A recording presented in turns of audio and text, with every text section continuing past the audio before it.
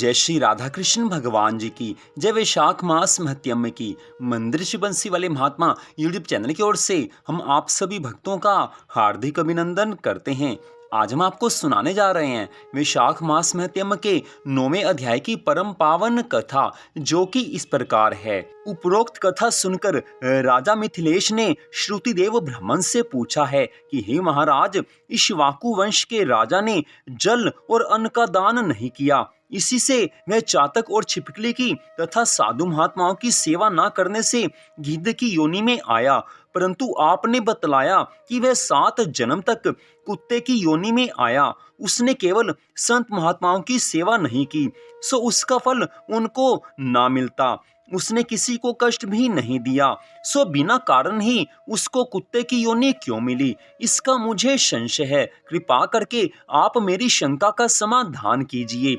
राजा के ऐसे प्रश्न सुनकर महायशस्वी श्रुतिदेव ब्राह्मण ने कहा है कि तुम धन्य हो जो तुमने ऐसा धार्मिक प्रश्न किया है। सो अब मैं तुम्हारे संशय का समाधान करता हूँ।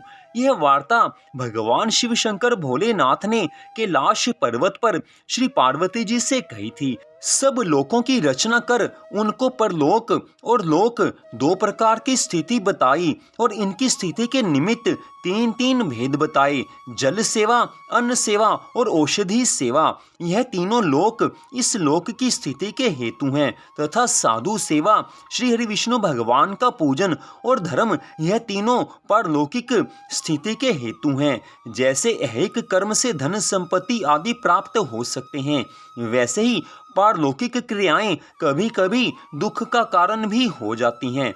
जैसे यहाँ पर एक पुराना इतिहास कहते हैं, एक समय दक्ष प्रजापति महादेव जी को यज्ञ में बुलाने के लिए कैलाश पर गए। तब उनको आए देखकर श्री महादेव जी खड़े नहीं हुए, क्योंकि भगवान शिव ने सोचा कि मैं सनातन हूँ और यह सब देवता यज्ञ में भाग लेने वाले सेवक के समान हैं।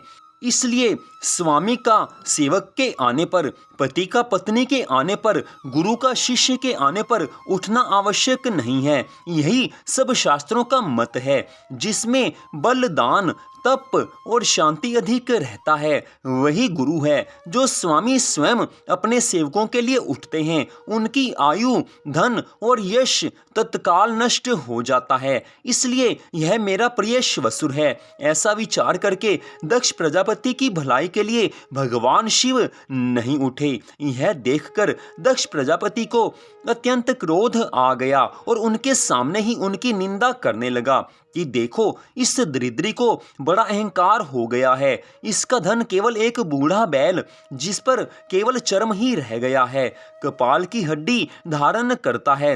पाखंडी, अहंकारी, महापवित्र, किसी का शुभ कार्य न करने वाला, दरिद्रता के मारे शीत से दुखी, चर्म ओढ़ने वाला, शमशान जिसका घर है, सर्पों का आभूषण है, न इसमें धीरज है न ज्ञान। भस्मासुर के डर के मारे ये दूर भाग गया।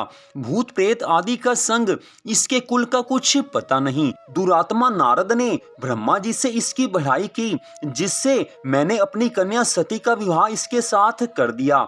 जैसे कुम्हार का घड़ा चांडाल के घर पहुंचने से किसी का नहीं रहता, वैसे ही मेरी कन्या का मुझसे कोई प्रयोजन नहीं रहा। इस प्रकार दक्ष प्रजापति भगवान शिव शंकर और सती को यज्ञ का निमंत्रण ना देकर और कटु वचन बोलकर चला गया और यज्ञ स्थान में ऋषि और मुनियों को साथ लेकर विधि पूर्वक यज्ञ करने लगा। इस यज्ञ में ब्रह्मा जी और भगवान श्री हरि विष्णु जी भी नहीं आए, परंतु सिद्ध, चारण, गंधर्व, यक्ष, राक्षस, किन्नर और सब देवता यज्ञ में आए।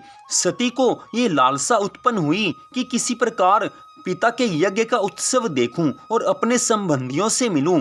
महादेव भगवान जी के रोकने पर भी सती जी नहीं मानी और यज्ञ में जाने का निश्चय आज कर लिया है। भगवान शिव शंकर भोलेनाथ ने कहा है कि हे सती, दक्ष सदैव सभा में बैठकर मेरी निंदा करता है, वह तुमसे सहन नहीं हो सकेगी और तुम अवश्य अपना शरीर त्याग कर दोगी। अतएव तुम अपने पिता के घर मत जाओ, इसमें किसी का कल्याण नहीं है।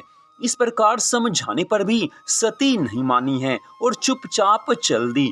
तब पीछे जाकर नंदी ने उनको अपनी पीठ पर बैठा लिया और कितने ही भूत प्रेत आदि उनके संग हुए हैं। आज भगवान शिव की बात ना मान करके माता सती अपने पिता दक्ष के राजमहल में पधारी हैं। उस समय किसी ने उनके साथ कोई बात नहीं की। तब भगवान शिव जी की बात याद करके आज माता सती यज्ञशाला में आई हैं। वहां पर सभा के लोग सती से कुछ भी नहीं बोले। सती चुपचाप वहां पर खड़ी रही और रुद्र की आहुति तक पिता की चेष्टा देखती रही। जब दक्ष ने रुद्र भगवान की आहुति नहीं दी तो सती ने क्रोध युक्त होकर कहा कि जो बड़ों का अपमान करते हैं उनका कल्याण नहीं होता।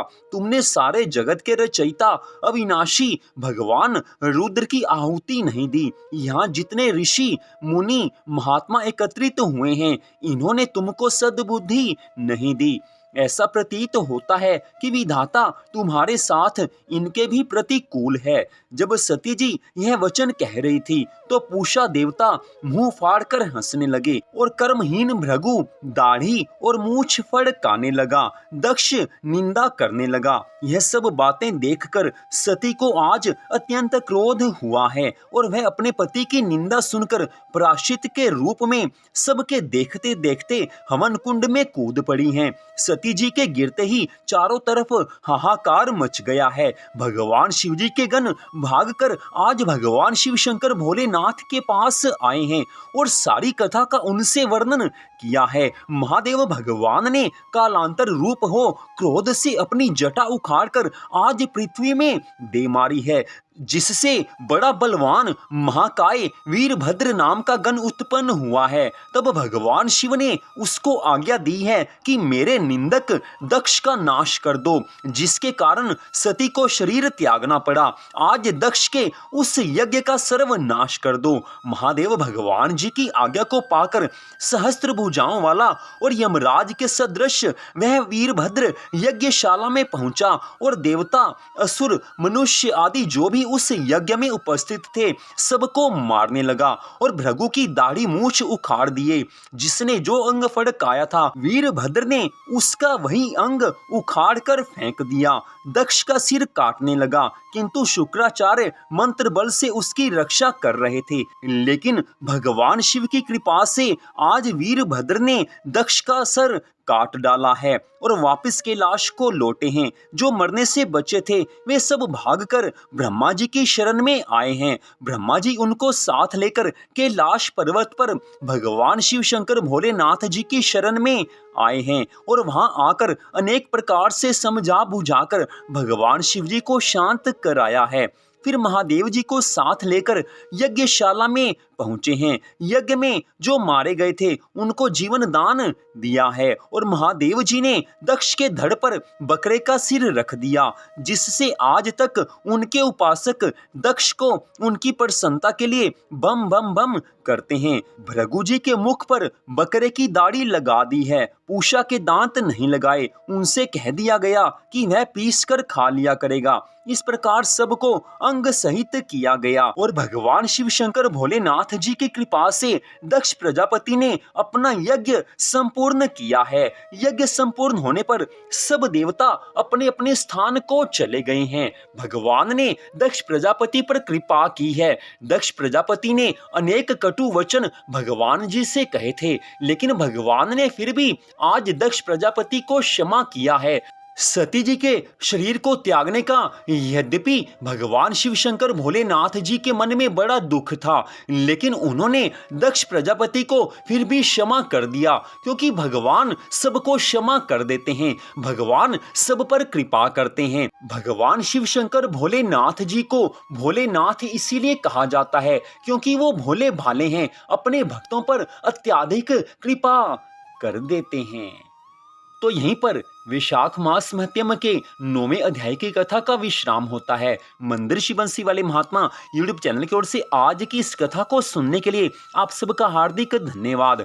भगवान श्री राधा कृष्ण जी की, भगवान श्री लक्ष्मी नारायण जी की, भगवान श्री गौरी शंकर जी की वैशाख मास महत्यम की अनंत कृपा सदा आप सब पर, आपके परिवार पर बनी रहे, इसी मंगल कामना के साथ जय श्री राधा रानी सरकार की, जय श्री कृष्ण भगवान की, जय वैशाख मास महत्यम की। जय जय श्री राधे, जय जय श्री राधे, जय जय श्री राधे श्याम।